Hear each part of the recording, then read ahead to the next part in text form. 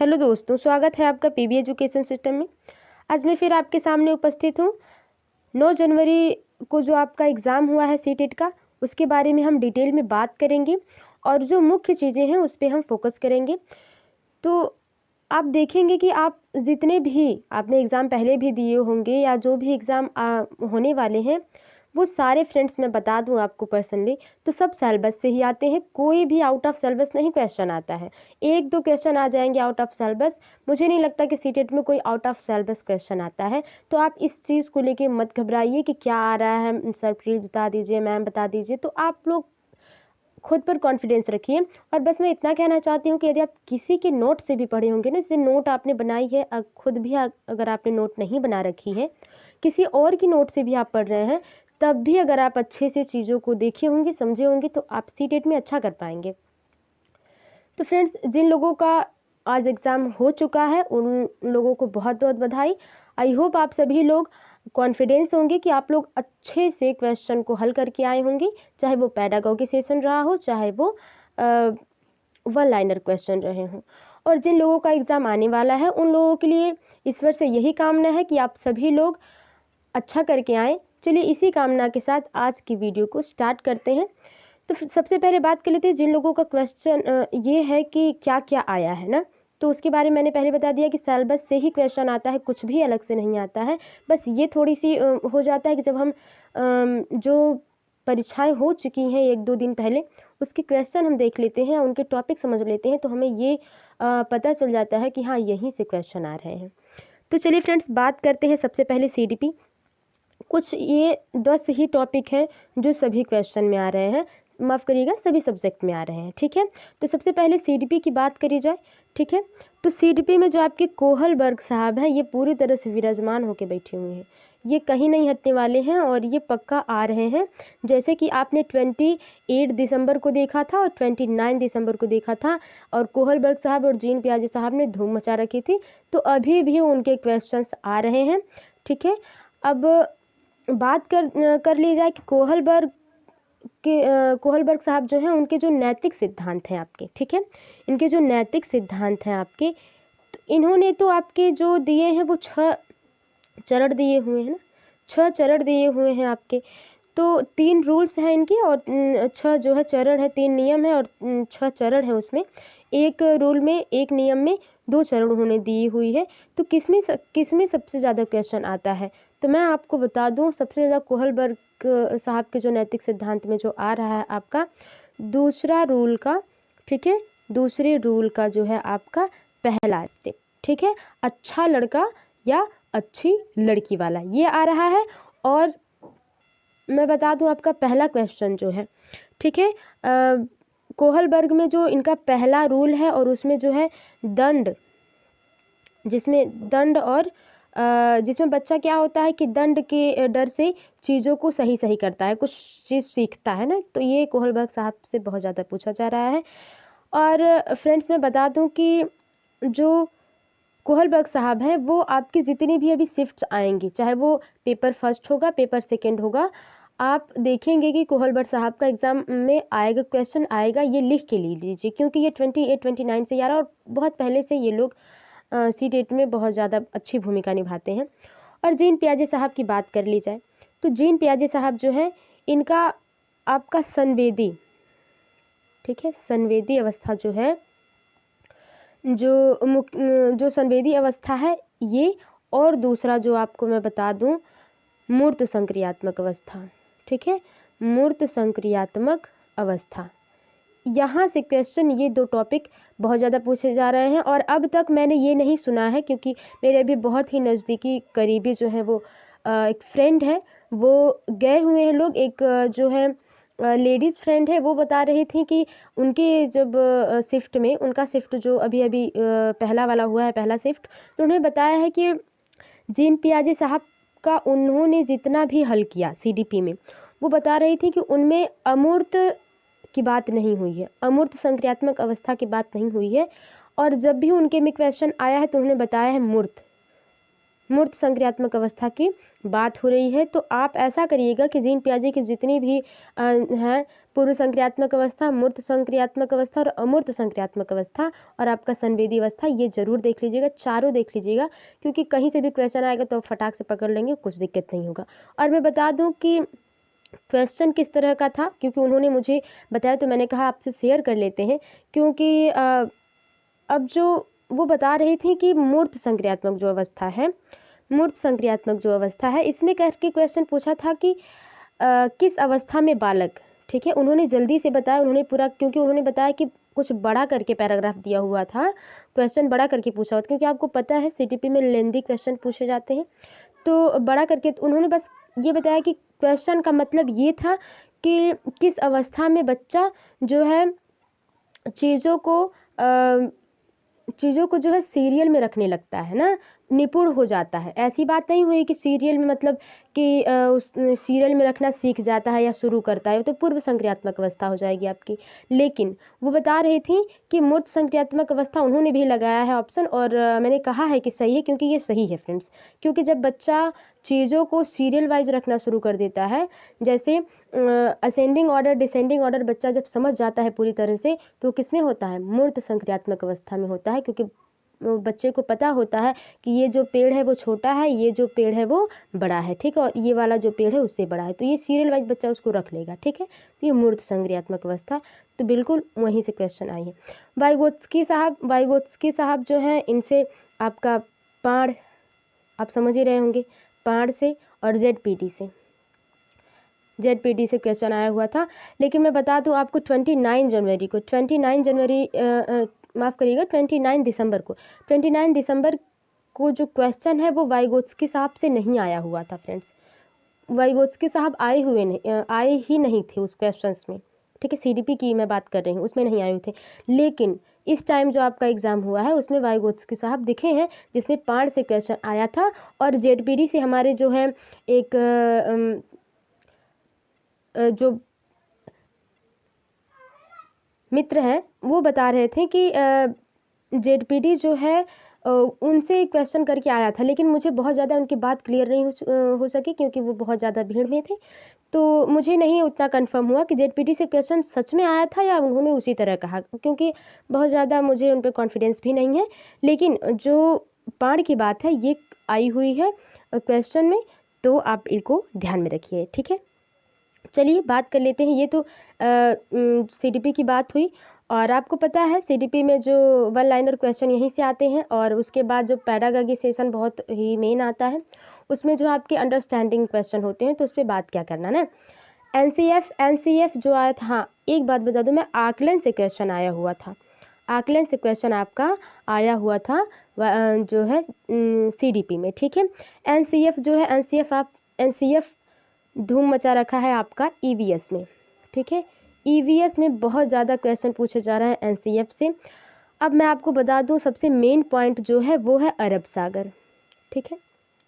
अरब सागर जो है, सबसे पहले 29 दिसंबर की बात करी जाए तो उसमें एक क्वेश्चन पूछा था कि जो है आपका बंगाल की खाड़ी जो है, बंगाल की खाड़ी है, क्वेश्चन पूछा था कि बंगाल की जो खाड़ी है वो निम्नलिखित में से किन राज्यों में है, ठीक है, किन राज्यों के नज़दीक है ना, तो उसमें पश्चिम बंगाल ऑप्शन में नहीं दिया था, और जो पूर्वी राज्य हमारे हैं, जो तटीय हैं, जो पूर्वी तटीय राज्य हैं, उनकी ऑप्शन दिया था, जैसे कि उसमें से केरल भी दिया था, और नहीं पूछा था जिसमें से ऑप्शन था केरल, क्योंकि केरल जो है वो आपका पूर्वी मतलब जो है बंगाल की खाड़ी में नहीं आता, वो हिंद महासागर और अरब सागर के बात हो जाती है, केरल जो है। तो 29 दिसंबर में यही क्वेश्चन पूछा था।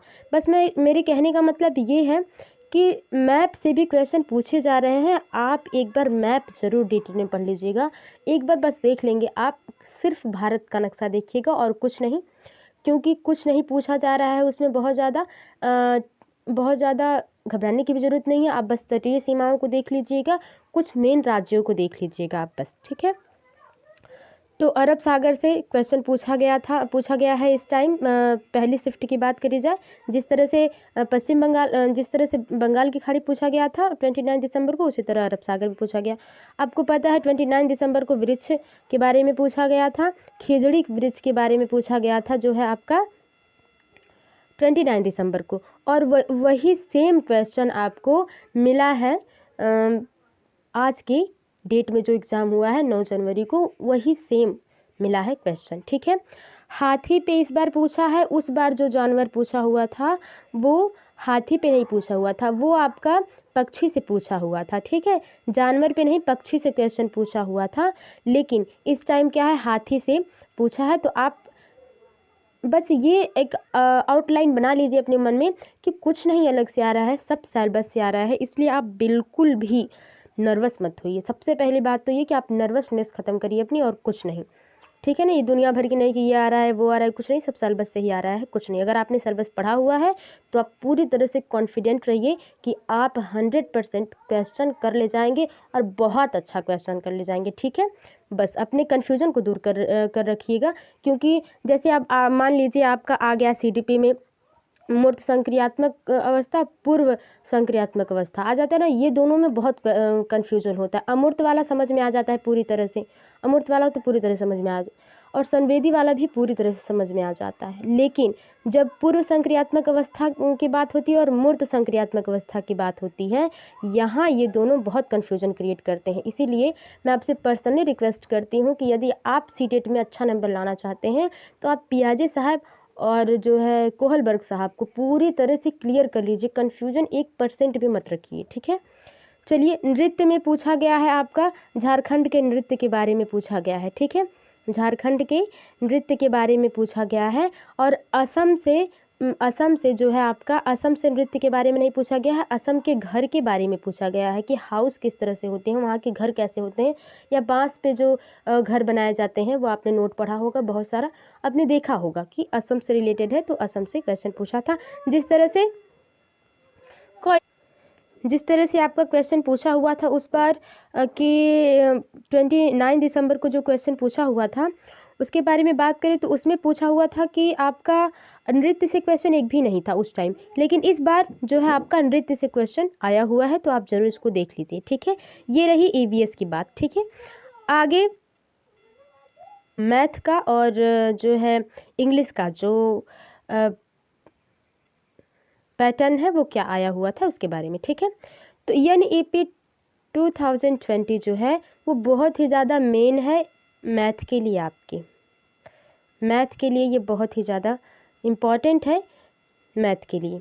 ठीक है, क्योंकि मैथ में जो है NEP 2020 में बहुत ज़्यादा क्वेश्चन पूछे जा रहे हैं, क्योंकि ये नया है और आप इसलिए आपको पता है कि ये चीज़ें जो हैं, जो नई चीज़ें लॉन्च हो रही हैं उन पे आप विशेष ध्यान रखिए, और उनको आप एक तरह से कंफर्म कर रखिए कि ये आना ही है। ठीक है, तो मैथ में आया है।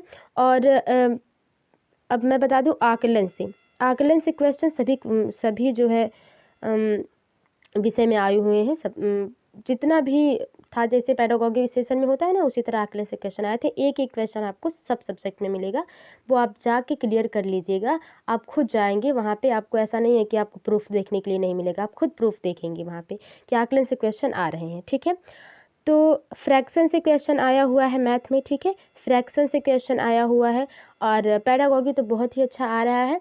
और पेडागॉजी सेशन की बात करूँ मैं, मैथ में तो सब अंडरस्टैंडिंग है, कुछ भी नहीं। जैसे आप EVS में हल करते हैं ना, सेम उसी तरह है कि एक अध्यापिका है, वो कक्षा पाँचवीं कक्षा के बच्चों को पढ़ा रही है, तो किस तरह से वो हाँ, ये है कि खुले प्रश्न और बंद प्रश्न बहुत ज़्यादा पूछे जा रहे थे ना, खुले प्रश्न और बंद वाले प्रश्न, ये अभी तक देखने के लिए नहीं मिले हैं मैथ में। पता नहीं क्यों ये हो रहा था ना कि हम लोगों को सिलेबस में भी दिया है कि आया, लेकिन 29 दिसंबर को नहीं आया हुआ था। और फर्स्ट शिफ्ट में भी मैंने अभी तक ये नहीं देखा कि खुले और बंद प्रश्न से क्वेश्चन आए हुए थे ना। और प्रतिलोम से क्वेश्चन आया हुआ था, आपका प्रतिलोम से क्वेश्चन आया हुआ था। ठीक है, तो आप देख लीजिएगा, एक आउटलाइन ड्रा कर लीजिए अपने माइंड में कि हाँ, यहाँ से चीज़ें आ रही हैं और सिलेबस से ही आ रही हैं, बस सिलेबस देखिए और कुछ नहीं। ठीक है, तो मैथ ये हो गया, क्योंकि बहुत ज़्यादा मैथ में चीज़ें याद नहीं रह पाती हैं, क्योंकि जो मैथ के इक्वेशन होते हैं वो जल्दी याद नहीं हो पाते हैं। तो जितना हमें मिला हमने आपको बता दिया, ठीक है। इंग्लिश सबसे ज़्यादा जो इम्पोर्टेंट आई है वो बात करूँ मैं, तो डायरेक्ट मेथड, ठीक है। डायरेक्ट मेथड इंग्लिश में पूछा गया है, और इस तरह से पूछा गया है जैसे पेडागोगी सेशन में पूछा जाता है ना, उसी तरह से पूछा गया है आपका, कि एक जो शिक्षक है वो क्लास 3 के बच्चों को पढ़ा रहा है, और किस तरह से वो बता रहा है, वहाँ पे डिफाइन हुआ है क्वेश्चन में कि वो जिस तरह से पढ़ा रहे हैं तो ये किस प्रकार का मेथड है, ठीक है। तो उसमें डायरेक्ट मेथड सही था, ठीक है। तो डायरेक्ट मेथड से भी क्वेश्चन आए, तो एक अपने माइंड में ये कर लीजिए कि मेथड से भी क्वेश्चन आ रहे हैं, विधियों को आप देके जाएंगे। लर्निंग, बिल्कुल ही अधिगम से क्वेश्चन तो सब में आता है, ये जो है सदाबहार क्वेश्चन है, सदाबहार टॉपिक है, ये सब में आता है, ठीक है। तो इसमें भी आया हुआ है, मतलब कि सीडीपी में आया है, ईवीएस में आया है लर्निंग से, अधिगम से, और ये इंग्लिश में भी अधिगम से क्वेश्चन आया हुआ है। फिलहाल बहुत ही बेसिक इस बार नहीं पूछा है, जैसे पूछा था ना कि पूछ रहा था, पहले पूछता था कि रिसिप्टिव मेथड क्या है, पूछा था ना। तो इस तरह से क्वेश्चन नहीं पूछ रहे हैं इस टाइम थोड़ा सा घुमा के क्वेश्चन पूछ रहे हैं, बस आपको ध्यान से समझना है। ध्यान से अगर आप इंग्लिश पेडागोगी को समझेंगे तो अच्छा कर पाएंगे, ठीक है। समावेशी कक्षा से पूछा हुआ है, सीडीपी में पूछा है, ईवीएस में भी पूछा है, और मैथ में समावेशी शिक्षा से नहीं पूछा है, मैथ में नहीं पूछा है, ठीक है। इंग्लिश में पूछा हुआ है, इसलिए मैंने इसको रख लिया। करिकुलम से पूछा है, पाठ्यचर्या से पूछा हुआ है कि जो पाठ्यचर्या है वो बच्चे के लिए किस तरह से होनी चाहिए, चाइल्ड सेंटर्ड होनी चाहिए, टीचर सेंटर्ड होनी चाहिए, या करिकुलम सेंटर्ड होनी चाहिए। तो चाइल्ड सेंटर्ड उसमें ऑप्शन सही था, वही क्वेश्चन सेम हूबहू पूछा गया है पाठ्यचर्या में, ठीक है। तो समावेशी कक्षा की बात करें, समावेशी कक्षा और आकलन, एनसीएफ, एनईपी 2020, लर्निंग, ये जो 4 मैंने अभी हाईलाइट किए हैं, ये सारे सब्जेक्ट में पूछे जा रहे हैं, चाहे वो ईवीएस हो, हिंदी हो, मैथ, इंग्लिश, कुछ भी हो, ठीक है। हिंदी में आपका मैं बता दूं, प्रत्यक्ष और अप्रत्यक्ष करके क्वेश्चन पूछा हुआ था, प्रत्यक्ष मेथड विधि और अप्रत्यक्ष विधि पूछा हुआ था। और मैं बता दूं कि आपको हिंदी में पैराग्राफ मिल जाता है, इंग्लिश में पैराग्राफ मिल जाता है, इसलिए वहाँ से क्वेश्चन बहुत कम मिल पाते हैं ना, क्योंकि स्टूडेंट्स को याद नहीं होते कि कौन सा पैराग्राफ दिया हुआ था। तो इस तरह से आप एक एक लाइन, एक एक पैराग्राफ देता है, शिफ्ट 1 में आपका प्राइमरी लेवल के लिए एक एक पैराग्राफ देता है, और उसमें 10 क्वेश्चन इस तरह पूछ लेता है, 8 क्वेश्चन, 9 क्वेश्चन या 10 क्वेश्चन इस तरह से पूछ लेता है उस पैराग्राफ से रिलेटेड। तो हिंदी और इंग्लिश में ये बात हो जाती है, इसलिए यहाँ के जो ऑप्शंस हैं वो ज़्यादा नहीं मिल पाते हैं, लेकिन जो हमें अब तक मिले हैं टॉपिक, उनके बारे में हम बात कर चुके हैं। आई होप आपको वीडियो अच्छी लगी होगी, और थोड़ी सी भी वीडियो हेल्पफुल लगी है तो वीडियो को शेयर भी करें, और कमेंट में करें कि आपका कहाँ तक सिलेबस कंप्लीट है, और चैनल को सब्सक्राइब कर लें ताकि आने वाली अगली वीडियो मैं आप तक पहले पहुंचा पाऊं, और आप पहले देख पाएँ, और कुछ नया और कुछ ज़रूरी इंपॉर्टेंट चीज़ें हैं जो सीख पाएँ। चलिए मिलते हैं आपसे अगली वीडियो में, तब तक के लिए bye bye and take care. मेहनत कर लीजिए, इस बार ईश्वर की कृपा से आप लोग सफल हों, यही कामना के साथ हम मिलते हैं आपसे अगली वीडियो में।